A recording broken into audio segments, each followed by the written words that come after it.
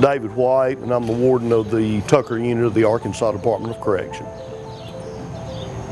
Basically, we're taking these dogs that you see roaming the streets that have no idea where their next meal is coming from, whether it be out of a garbage can or in the road or whatever it is, and we're bringing them into an environment where we're utilizing inmates that are serving a sentence with the state, and they're training that animal to where that animal can go out and be a productive pet.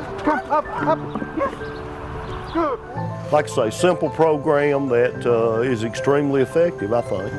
It's the American Good Citizenship training. They're potty trained. We have the dogs sit, stay, wait, come when called. I've got every single dog that I've had, I've got their names on it. I mean, she's my 12th one. I'll have number 13 today. And I've got memories of all of them. I mean, they're all still my dogs. It's hard to let them go, but it's fun to sit back and watch them start interacting with their new owners to go to their forever home.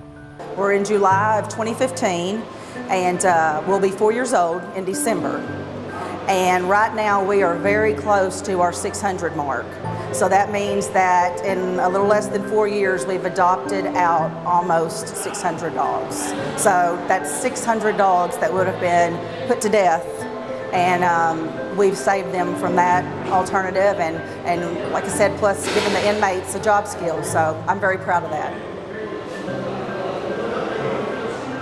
I got a life sentence for a drug charge and been locked up 18 years now. I always loved animals, always had a dog. It took a lot of tension off of me. It gives you something, it gives you some love, you know. You're giving a dog something, that dog gets a home. That's the most important thing. It's an opportunity to rehabilitate dogs who've been abused, but it's also an opportunity for us in white to show people that we have been rehabilitated and we're working towards paying back to society for what we've done. If they care about an animal and they get involved in this program, I know they go out of their way not to get in no trouble, because it's all about that dog. We have to not smoke, we have to not mess with drugs, we have to not mess with any contraband, because to do so will bring us down and bring the program down. And right now, the guys that we have in the program don't, you know, they're pretty much straight and narrow. You have to be, because I don't want to lose my dog, and I know nobody else wants to lose theirs. It's part of this program. We don't want to set up a situation where the dog is having to be reassigned to another inmate.